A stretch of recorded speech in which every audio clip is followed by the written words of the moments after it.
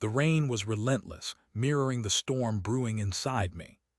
Alaric, a 43-year-old IT specialist, stared out the window of our Seattle home, the Space Needle a blurred silhouette in the distance. For years, this view had been a symbol of our life together, progress, ambition, and a shared future with my wife, Bronte. Now it felt like a cruel mockery. It started subtly, almost imperceptibly. Bronte, a vibrant and outgoing marketing executive, had always been busy, but lately, her late nights at the office had become increasingly frequent. "Just a big project, Alaric," she'd say, her smile a little too bright, her eyes avoiding mine. I wanted to believe her. I truly did.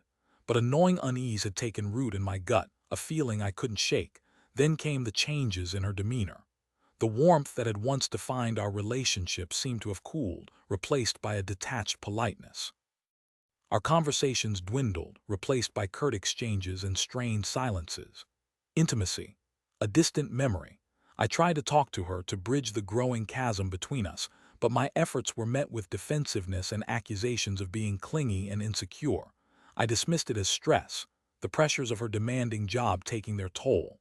I cooked her favorite meals, ran her bubble baths, and offered massages, hoping to reignite the spark that had once burned so brightly between us. But my efforts felt futile, like throwing pebbles into a bottomless pit.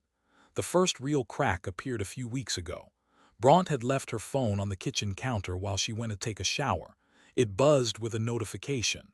Curiosity, or perhaps a deeper, more primal instinct, compelled me to glance at the screen. It was a message from a number I didn't recognize. "Can't wait to see you tomorrow night," it read, followed by a suggestive emoji. My heart lurched. I felt a cold dread wash over me, a premonition of something terrible. I told myself it was a mistake, a wrong number, anything but what my gut was screaming at me. But the seed of doubt had been planted and it began to fester. I couldn't bring myself to confront Bronte directly. I was afraid of what she might say, afraid of confirming my worst fears. So I did what any rational, albeit heartbroken, man would do. I became a detective. I started subtly tracking her movements, paying attention to her phone calls and scrutinizing her social media activity. My amateur sleuthing yielded little at first. Bronte was careful, meticulous even. She cleared her browser history, password-protected her phone, and always had a plausible explanation for her whereabouts. But I persisted, driven by a desperate need to know the truth, no matter how painful it might be. Then, a breakthrough.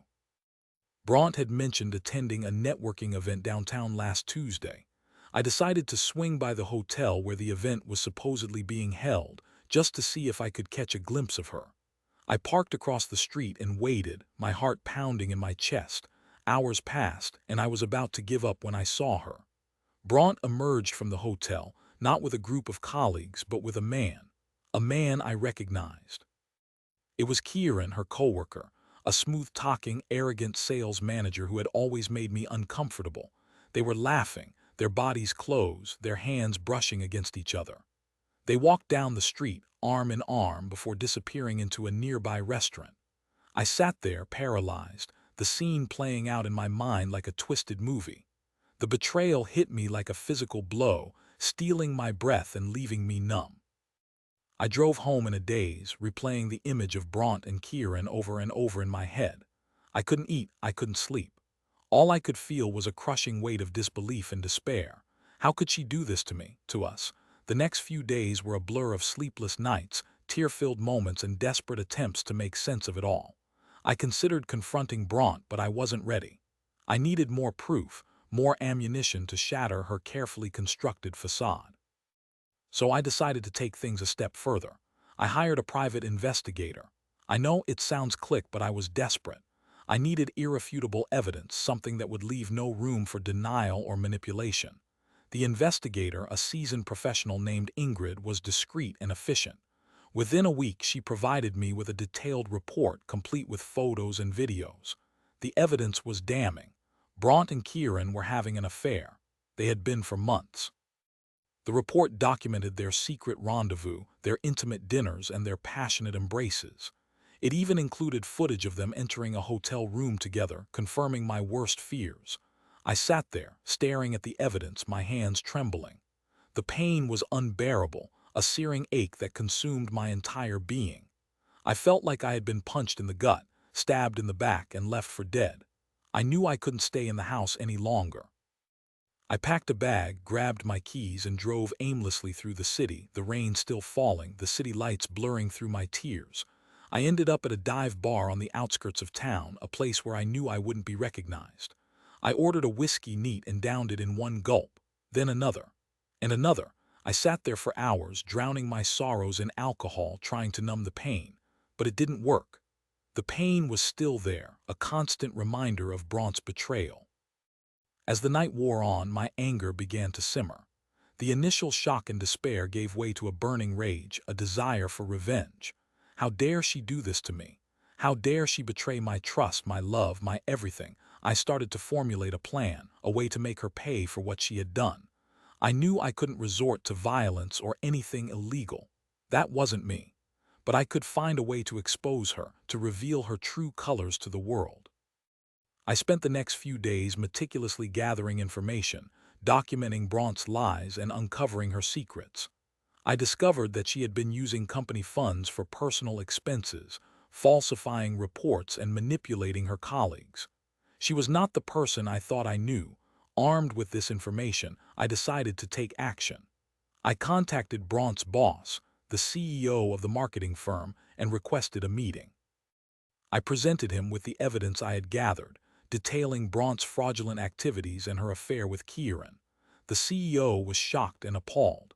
He thanked me for bringing the information to his attention and promised to launch a full investigation. I knew that Bronte's career was about to come crashing down around her. Next, I contacted Ciaran's wife, Elodie. I wrestled with this decision for a long time, knowing that it would cause her immense pain. But I felt that she deserved to know the truth. She deserved to know that her husband was a cheating scumbag. I sent Elodie an anonymous email, detailing Ciaran's affair with Bronte and providing her with the evidence I had gathered. I didn't expect her to respond, but she did.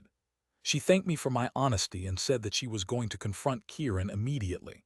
With Bronte's career in ruins and Ciaran's marriage on the brink of collapse, I felt a sense of satisfaction, but it was fleeting. Revenge, I realized, was not the answer. It didn't bring me happiness, it didn't ease the pain. It just left me feeling empty and hollow.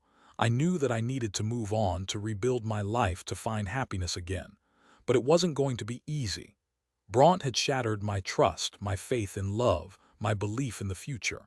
I decided to start by focusing on myself. I started exercising, eating healthy, and spending time with my friends and family. I also sought therapy to help me process my emotions and heal from the trauma of Bronte's betrayal. It was a long and arduous process, but slowly, gradually, I began to heal. I learned to forgive Bronte, not for her sake, but for my own.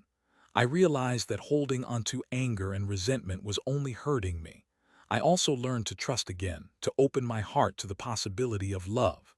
It wasn't easy, but I knew that I deserved to be happy. I deserved to be loved. One day, a few months after my divorce was finalized, I met someone new. Her name was Aaliyah. She was kind, compassionate, and intelligent.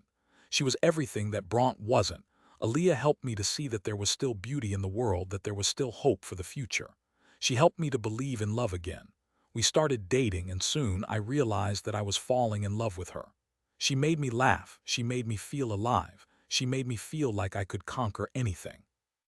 I knew that I had found something special, something real, and I knew that I was ready to move on from the pain of the past and embrace the possibilities of the future. A year later, Aaliyah and I got married. It was a small, intimate ceremony, surrounded by our closest friends and family. As I stood there holding Aaliyah's hand, I looked back on the journey that had led me to this moment. I had been through hell and back, but I had emerged stronger, wiser, and more resilient. I had learned that betrayal can be a devastating experience, but it doesn't have to define you. You can choose to let it break you, or you can choose to let it make you stronger. I chose to be stronger. I chose to move on. I chose to find happiness again. And as I looked into Aaliyah's eyes, I knew that I had made the right choice. Bronte's betrayal had been a painful chapter in my life, but it was also a catalyst for growth and transformation. It had taught me the importance of self-love, forgiveness, and resilience. And it had ultimately led me to the love of my life, Aaliyah. For that I was grateful. Even Ciaran got his comeuppance. Elodie, rightfully furious, not only divorced him but also exposed his unprofessional conduct at work. He was promptly fired and found himself blacklisted in the industry. His arrogance had been his downfall. Bronte, on the other hand, spiraled. Losing her job and facing public scrutiny took a heavy toll. She tried to reach out to me, but I had nothing left to say. Her choices had consequences, and she was now living with them. My life, however, was filled with joy and purpose. Aaliyah and I built a beautiful life together, filled with love, laughter, and mutual respect. Bronte's betrayal became a distant memory, a scar that had healed, leaving me stronger and more compassionate. Sometimes, late at night, when the rain was falling and the city lights were blurring, I would think about Bronte. I would wonder if she ever regretted her choices, if she ever realized the pain she had caused. But then I would look at Aaliyah, sleeping peacefully beside me, and I would know that I had made the right decision. I had chosen to move on, to forgive, and to find happiness again. And that, I realized, was the ultimate revenge. The rain outside intensified, but inside I felt a sense of peace. I had weathered the storm, and I had emerged stronger, wiser, and more resilient. And that, I knew, was all that mattered. The whole ordeal taught me that while betrayal cuts deep, it doesn't have to define your future. It's about choosing to rise above the pain, learning from the experience, and opening your heart to new possibilities. Sometimes, the greatest revenge is simply living a happy and fulfilling life, proving that you are stronger than the betrayal you endured. I hope my story offers some solace to anyone going through something similar. Remember, you're not alone, and healing is possible. Choose strength, choose forgiveness, and most importantly, choose yourself.